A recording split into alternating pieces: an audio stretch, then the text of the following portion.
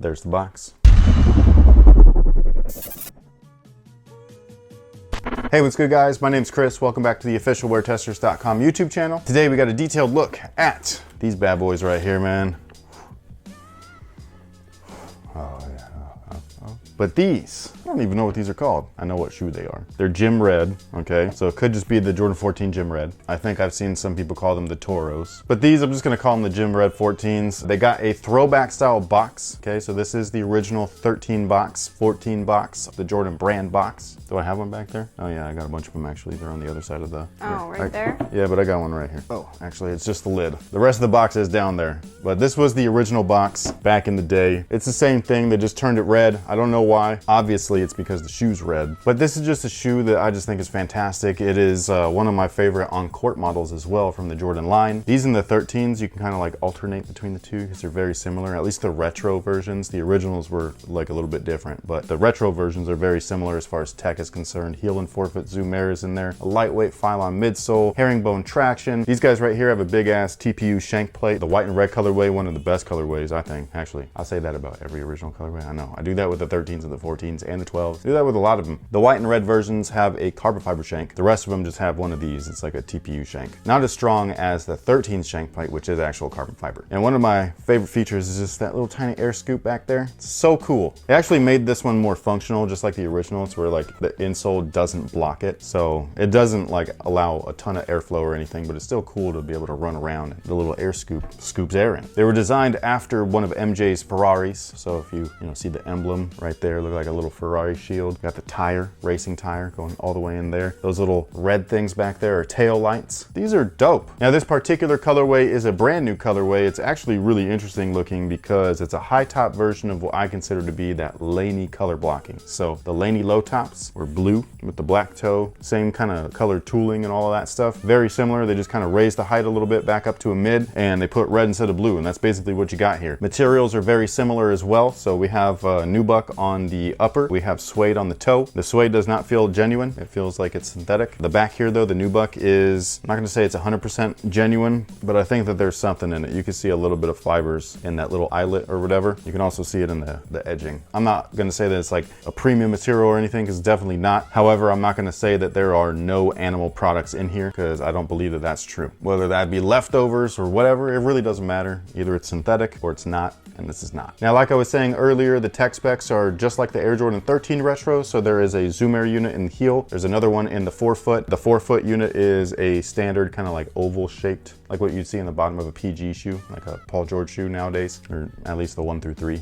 the 4 full length Air, all that's a little bit different. The original shoe though was a little bit different. In the forefoot, they had what you would currently know as articulated zoom air. So it was a 4-chambered pod in there, which was really cool. We actually do have a picture. That was an original articulated zoom air unit, which is really cool. It's a 4-chambered unit, so you had air tubes, you know what I mean, like connecting them all and all that stuff, and it just felt really good. Those were inside of the Zoom GPs, the ones with the ratchet system. I believe they were inside of the gloves too, but they are no longer in either of those, like the retros. So that's definitely something that Nike needs to work on, and Jordan Brand. It's when you're re-releasing shoes, so you can't technically call these remastered until they are 1-for-1 like the original. I don't even know if they make those units anymore. I've never seen one since like 99 or 2000 or something like that. Like, it's been a long ass time. Now some people are thrown off by the midsole because it's a little bit yellow on the teeth. It's definitely not crisp white like the under portion. That's actually an original feature that is on purpose. I do understand that some people don't like it, but it's just how I know the 14 to be. I like it. It's like a pearl. Correct. That's what it was originally for. Back then though, the baby shoes got recalled for lead-based paint. These don't have lead-based paint anymore. They also don't smell like the original. The original,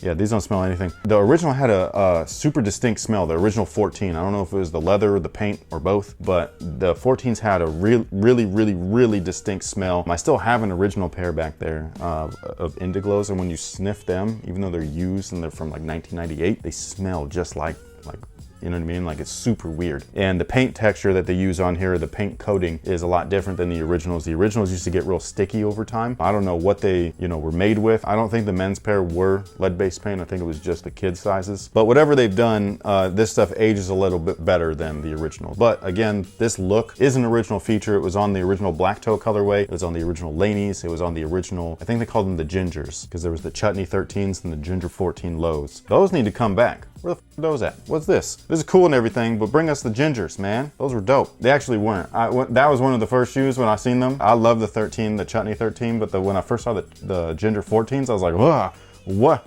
Why? You know what I mean? They were really weird looking. I've come to love them though. Same with the Ginger 16s. Those are fire too. But yeah, this color application just is how it was. So I like seeing this. I don't think that they were able to really replicate this on the 2006 version of the Retro 14s. They were on the last Black Toe. That was the first one that was kind of remastered. And so yeah, so when I see this, I just think that it looks awesome. And like you were saying, it's a pearl coat. It's got that eggshell type finish and stuff. So it's a little creamy, a little off-white. It's got some glitter in there. Looks really cool. Now, as far as sizing is concerned, go true to size. That's what I recommend. They fit me perfectly. They do have a weird shape in the back, so just keep that in mind. The back scoops into your Achilles. It's not the best feeling right at first. You have to break these in. The low tops fit a little bit better as far as like that feeling in the ankle, because that section's not there. But for whatever reason, the last time that they did the lows, they run really like small. So like I ended up getting rid of my Laney's because every time I put my foot in there, I needed a 9.5, and I don't know why. But yeah, once that breaks in, they feel great. It just takes a little bit of time, especially with this material. The leather ones I feel like are a little bit nicer. They break in a lot quicker. But these ones with the nubuck and all that stuff, they're a little bit more rigid. Should I talk about the dumb fun fact real quick,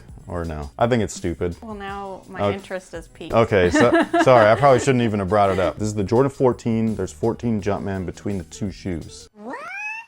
Yeah, there's 14 Jumpman between the two shoes. Oh, all like over on the shoe? Yeah, on the shoe. So there's one here on the toe, 2, 3, 4, 5 on the insole, 6, and 7. That's cheating. But that's what they did. And the funny thing is that technically now with these new tags, there's an extra one. Oh. Yeah, so they messed that up. But that was one of those things that they used to put in like the little write-ups and stuff, being like, there are 14 hidden Jumpman between the two shoes. So it was just something stupid. That was a fun fact. It was. So I'm gonna throw you under the bus just a little bit. Oh no. Yeah. Because does anything on this shoe bother you? I just want to ask. Bother me? Yeah, does anything stick out to you that just bothers you anywhere on the shoe? Does it anything anywhere? That ridiculous little Jumpman? Okay, cool. So, because that's the same size that's on the back of the 11 lows. But he works better here, but he also looks horrible. His fingers look like a little pitchfork or something. On this one, he doesn't even really have fingers. But what I'm saying is, so if you missed it, go check out the Jordan 11 low. What were we calling them? I didn't call them that. The internet called them that. They're called Concord breads. Yeah, so cornbreads. I love the name cornbread. Yeah. I love that. Whoever came up with that, that's dope. But anyways, I had a bone to pick with how they had crammed the Jordan into the back of the shoe. They should have just kicked him off. He looked ridiculous. He works more here. No, I agree. I think that it looks cool here. I've always liked it. But it definitely is apparent. Yeah. In the 11 low that it doesn't fit. You know what I mean? Like they definitely squeezed them in there. Overall though, do you like 14s? You used to own a pair. I did. They were the Pacific Blues. They were a low top pair. Yeah, I remember this. They were white with the Pacific Blue teeth. Hold on, I'm not done yet. I did not have those. You did have those. You gave them to your sister because you didn't wear them a lot. And they had this. Oh, I did. And they had the ceramic. Hurt my toes. Yeah, they had the ceramic little tail lights and Jumpman and all that stuff. Yeah. But the one that you wore the most was actually a women's exclusive, and they were black and pink. Yes. They were super fresh, and we gave those to our daughter recently. And she killed them. She destroyed them.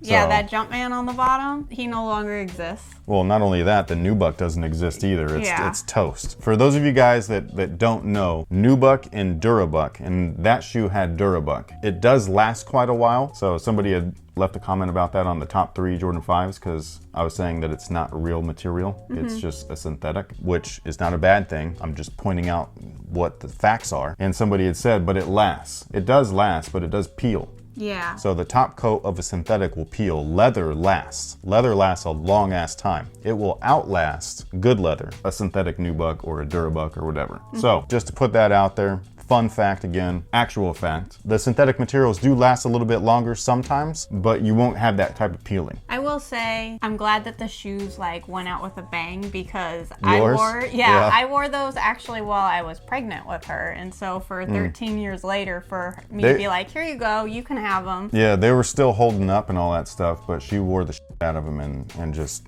the sides are just toast. Yeah. And I remember when she came home from school one day and I was like, what happened?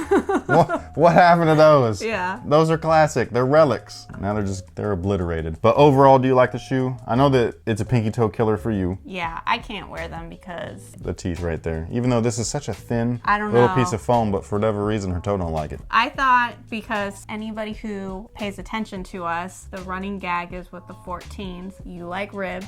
I don't. Oh yeah. I liked the yellow ones where it was just like one solid piece. I feel like this upper is a nice... Oh, the Ferrari joints. Yeah, I feel like this upper is a nice... That's not even just not ribbed, that's no paneling. I know, so I feel like this is like a nice in-between. Mm-hmm. This is one of the 2 original variations, just with material differences. So some were nubuck, some were leather, but Yeah. some were ribbed, some were not. So just all the yeah. different panels, they're layered, gives you something to look at. You know, now that I think about it, I think only 2 original colorways were ribbed. So the white and reds, and then the UNC lows. Everything else was smooth panel or pebbled leather, but no ribs. But then isn't the last shot shoe? Oh, my bad, 3. Good. I forgot all about those. Yeah, good job. Okay, 3 of them. Good work. That's teamwork. Teamwork makes the dream work, man.